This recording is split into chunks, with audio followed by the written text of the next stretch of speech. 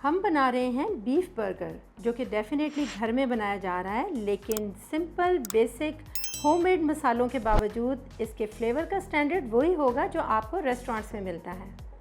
अस्सलाम वालेकुम, मैं हूं chef Samia Amir and a very warm welcome to my YouTube channel Samia's cooking hub.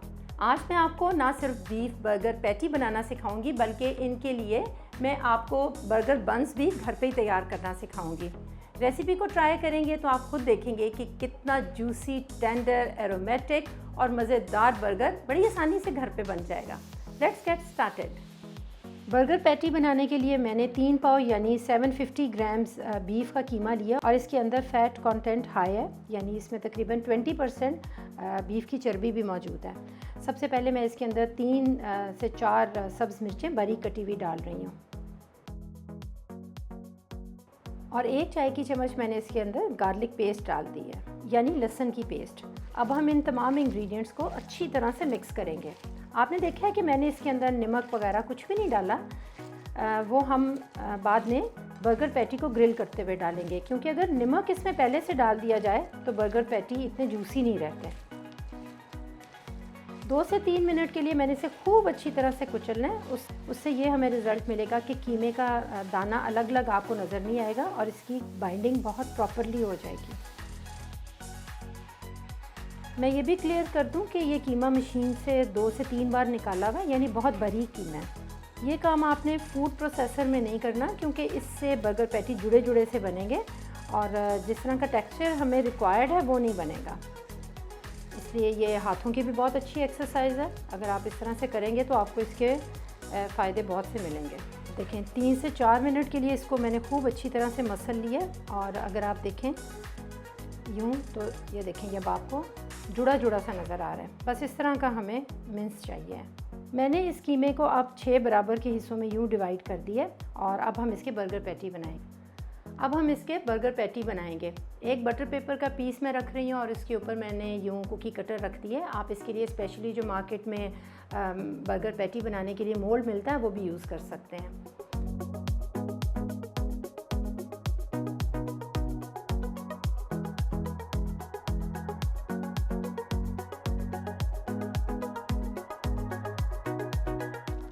अब हम इसको यूँ उठा लेंगे तो ये देखें कितना अच्छा बर्गर पैटी हमारा तैयार हो गया। अच्छा थिक है और ऐसा ही थिक बर्गर पैटी मुझे चाहिए।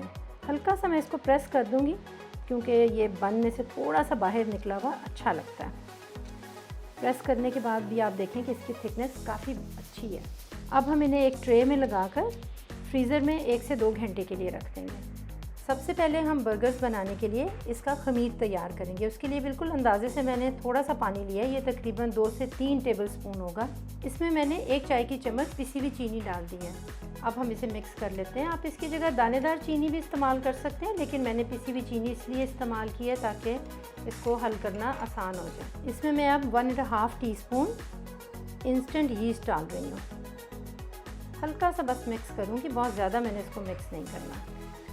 10 से 15 मिनट के लिए हम इसे ढाँप कर एक साइड पे रख लेते हैं और उतनी देर में हम डो की तैयारी कर लेते हैं। उसके लिए मैंने 2 कप मैदा लिया, 1 टेबलस्पून मैंने इसमें पिसी हुई चीनी डाल दी है, आधी चाय की चम्मच नमक, 1 टेबलस्पून मैंने इसमें ड्राई मिल्क डाल दी है। अगर आपके पास ड्राई मिल्क ना हो तो आप इसकी जगह 1/4 कप ताज़ा दूध भी इस्तेमाल कर सकते हैं। अब हम इन तमाम ड्राई इंग्रेडिएंट्स को अच्छी तरह से मिक्स कर लेंगे। एक प्याले में मैंने अब 1 अंडा डाल दिया, इसमें हम 2 टेबलस्पून ऑयल के डाल देंगे। इसे अच्छा सा मिक्स कर देंगे।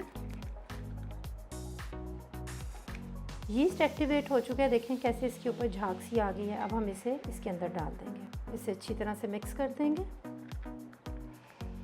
अब हमने ये जो मिक्सचर तैयार किया था इसे हम मैदे के अंदर डाल देंगे। एक बार इसे हम मिक्स कर देंगे। हाथ से ये ज़्यादा बेहतर तरीके से मिक्स किया जा सकता है, इसलिए मैंने इसको अब हाथों के साथ मिक्स करना शुरू कर दिया है। और इसे एक बार अच्छा सा मिक्स करने के बाद अब मैं इसे बाकी का नीम गर्म पानी के साथ गूंद लूँगी। मुझे एक नरम डो चाहिए, इसको आपने सख्त नहीं गूंदना, क्योंकि अगर हम इसको नरम गूंदेंगे तो हमारे बन्स भी उसी तरह नरम नरम बनेंगे। थोड़ा सा पानी मैं इसमें और डालूँगी। पानी की मिकदार मैं आपको नहीं बताऊँगी, बस आप ज़रूरत के मुताबिक इसमें थोड़ा थोड़ा पानी डालते चले जाएँ। आप देखें ये पतला सा डो है, हाथों के साथ अभी चिपक रहा है, लेकिन जैसे ही हम इसे गूंथते चले जाएंगे इसकी चिपचिपाहट ख़त्म होती जाएगी। ये देखें इस तरह से ये चिपक रहा है हाथ से। इस तरह से मैं इसे गोल गोल घुमाऊंगी और इसमें ऐसा ऐसा ग्लूटेन एक्टिवेट होना शुरू हो जाएगा और इसकी चिपचिपाहट ख़त्म हो जाएगी। आप ये डो मशीन में भी गूंथ सकते हैं और हाथ से भी गूंथ सकते हैं। मैंने सिर्फ 1 मिनट के लिए इसे मिक्स किया है और अब मैं इसे 2 से 3 मिनट के लिए ऐसे ही छोड़ दूँगी। 3 मिनट हो गए और अब मैं इसको दोबारा से गूंथती हूँ। आप देखें कि ये काफ़ी हद तक बेहतर हो गया है। ये देखें अब बिल्कुल भी हाथ के साथ चिपक नहीं रहा। काउंटर पर अब मैं थोड़ा सा खुश्क मैदा डाल दूँगी और इसके ऊपर ये आटा रख के इसको 2 से 3 मिनट के लिए अच्छी तरह से गूंथ दूँगी। इस तरह से बन्स बहुत नरम और फूले फूले से बनेंगे।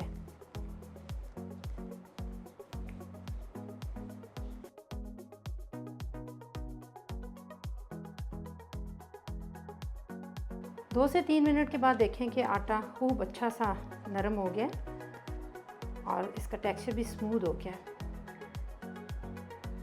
1 चाय की चम्मच ऑयल डालकर मैं एक प्याले को ग्रीस कर लूँगी।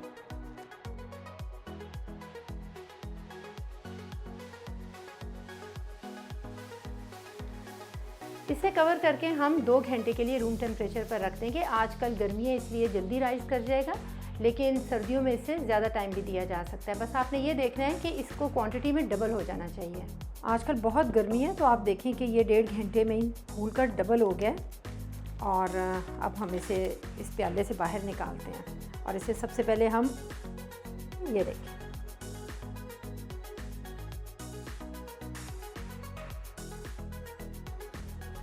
देखें कैसा नरमो मुलायम और मक्खन मलाई जैसा हमारा डो तैयार है। इसको सेंटर से हम हाफ करेंगे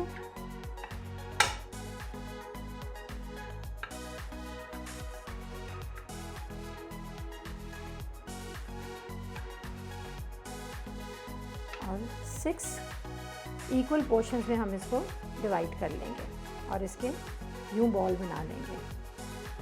आप इसे देसी स्टाइल में भी इसका पेड़ा बना सकते हैं, लेकिन मैं बिगिनर्स के लिए इसको यूं कर रही हूँ और ये देखें उसके बाद हम इसको यूं गोल बना लेंगे। तो ऐसे बॉल्स हमें चाहिए, ज़्यादा नहीं, सिर्फ 2 या 3 ड्रॉप्स मैंने ऑयल के डाले हैं और मैं ट्रे को ग्रीस कर लूँगी। और अब जो मैंने यूं बॉल्स बना के रखे हुए बन्स के, वो हम इसके ऊपर मुनासिब वक्फे के बाद लगा देंगे ताकि फूलने के बाद ये एक दूसरे के साथ चिपके ना। अब एक अंडा मैंने फेंटा हुआ है और ब्रश के साथ हम इसके ऊपर कोटिंग कर देंगे। अब हम इसके ऊपर वाइट सेसमी सीड्स लगा देंगे, जिनको कि आप सफ़ेद तिल कहते हैं। चलिए, उसके बाद बहुत थोड़े से ब्लैक सेसमी सीड्स भी लगा देंगे। अब हम इसे ढाँपकर आधे घंटे के लिए रूम टेम्परेचर पे रख देंगे ताकि ये दोबारा से फूलकर बड़े बड़े से हो जाए। अब हम बर्गर्स के लिए एक यमी सी सॉस तैयार कर लेते हैं। इसके लिए मैंने हाफ कप मेयोनीज़ ली है, इसमें मैं 2 टेबलस्पून केचप के डाल रही हूँ। उसके बाद 1 टेबलस्पून आप चिली सॉस या फिर सराचा सॉस डाल दें। हाफ़ टी स्पून से थोड़ी सी कम मैंने इसमें मस्टर्ड पेस्ट डाल दी है। मुझे इसका माइल्ड फ्लेवर पसंद है। आपको अगर इसका रिच फ्लेवर पसंद है तो इसकी क्वांटिटी को आप इंक्रीज़ भी कर सकते हैं। अब मैं तमाम इंग्रेडिएंट्स को अच्छी तरह से मिक्स कर दूँगी। अच्छी तरह से मिक्स कर देने के बाद अब हम इसे टेस्ट कर लेते हैं। मेरे टेस्ट के मुताबिक ये बिल्कुल परफेक्ट है। अब आप देखें कि बन्स का डो आधे घंटे में फूलकर फिर से डबल हो गया। ओवन को मैंने प्री हीट होने के लिए रखा हुआ है और मैं इसे 160 डिग्री पर 25 to 30 मिनट्स के लिए बेक करके आपको दिखाती हूँ कि बन्स कैसे तैयार हुए हैं। तो देखें क्या ज़बरदस्त हमारे बन्स बेक हुए हैं। ये देखें सॉफ्ट, स्पंजी और इतने लाइट वेट है ना। लाइट वेट इसी वजह से क्योंकि इनके अंदर एयर है और ये स्पंजी हैं। अब नीचे से भी आप देखें और इसको अब हम सेंटर से कटिंग करते हैं।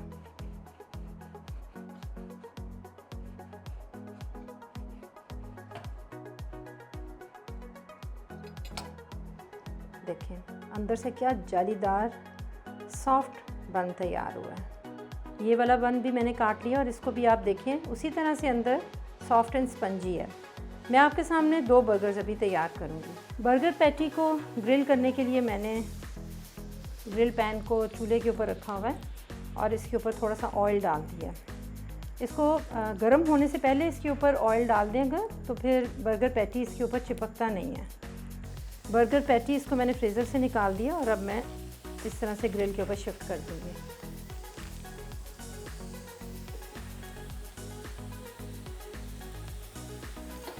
एक टिप आपके साथ शेयर करूंगी कि बर्गर पैटी को ग्रिल के ऊपर रखने के बाद फ़ौरन इसकी साइड चेंज करने की कोशिश ना करें। इस सूरत में आपका बर्गर पैटी टूट जाएगा और साथ में चिपक भी जाएगा।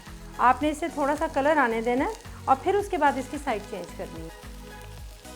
आप जानते हैं कि मैंने इसमें नमक नहीं डाला था और मैं इसको ग्रिल करते हुए एक एक चुटकी नमक इसके ऊपर डालती चली जाऊँगी और इसकी साइड चेंज करने से पहले मैं इसके ऊपर थोड़ा थोड़ा सा बटर भी डाल दूँगी। 2 से 3 मिनट के बाद आप देखें बिल्कुल आसानी से ये इसकी मैंने साइड चेंज कर दी है और इस पर किसी हद तक ग्रिल के मार्क्स भी आ गए हैं।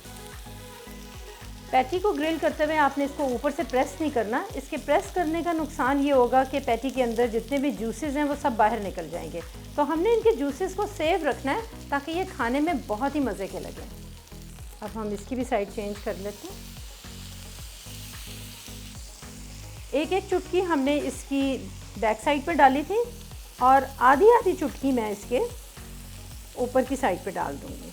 बस इससे ज़्यादा इसमें सॉल्ट नहीं जाना। एक एक चुटकी मैं इसके ऊपर अब पिसी हुई काली मिर्च डाल दूँगी। आप देखें कि मैंने इन्हें कितना अच्छा टेक्निकली हैंडल किया है कि मेरे बर्गर पैटी थोड़े से भी ग्रिल के साथ नहीं चिपके। इसकी दोनों साइड्स को 2 से 3 मिनट के लिए बस आपने ग्रिल करना है। इससे ज़्यादा अगर हम ग्रिल करेंगे तो ये ड्राई हो जाएंगे। अगर जूसी रखना चाहते हैं तो बस इतना टाइम काफ़ी है। बर्गर पैटीज़ को दोनों साइड पे बहुत अच्छा ब्राउन कलर आ गया और अब हम इसके ऊपर चीज़ स्लाइस रख देंगे। आप इसके ऊपर 2-2 चीज़ स्लाइस भी रखना चाहें तो रख सकते हैं।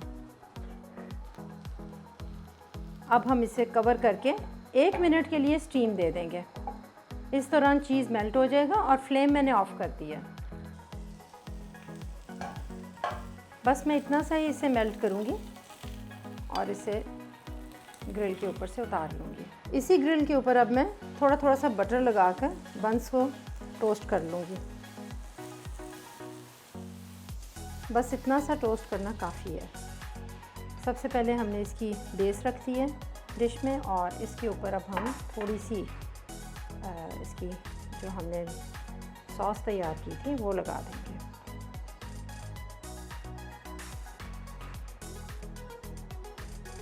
इसकी क्वांटिटी आपके अपने टेस्ट पे डिपेंड करता है। कम से कम भी लगाई जा सकती है और जितनी भी ज़्यादा लगाना चाहें आप लगा लें। इसके ऊपर हम सैलेड लीव्स रख देंगे।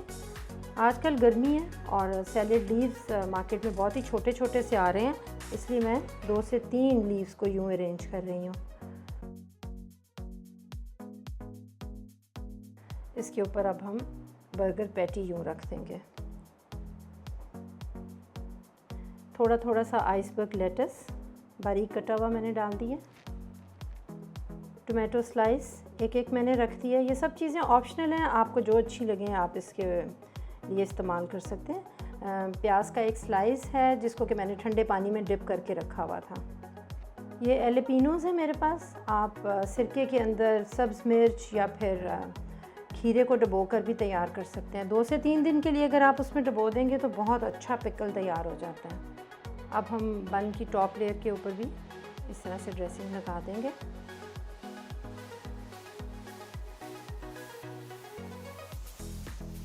इन्हें लॉक करने के लिए इस तरह की बैम्बू स्टिक्स को तोड़कर थोड़ा सा अपने साइज़ के मुताबिक भी आप कर सकते हैं, लेकिन मेरे पास ये इस तरह की फैंसी बैम्बू स्टिक्स हैं, मैं ये यूज़ कर रही हूँ।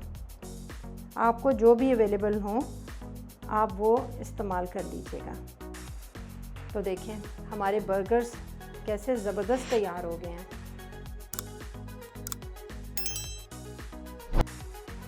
इसकी स्टफिंग में बहुत सी लेयर्स हैं, इसलिए मैं इसे बहुत केयरफुली काट रही हूँ। Wow, look at the layers. ये देखिए क्या ज़बरदस्त बर्गर तैयार हुआ है। तो आपने देखा कि रेस्टोरेंट्स में मिलने वाला बर्गर कितना सक्सेसफुली हमने घर में बड़ी आसानी से तैयार कर लिया है। इसके बन्स, इसका बर्गर पैटी और इसकी सॉस सभी बहुत प्रोफेशनल फ्लेवर के साथ हैं। तो चलें अब मैं इसे टेस्ट करती हूँ।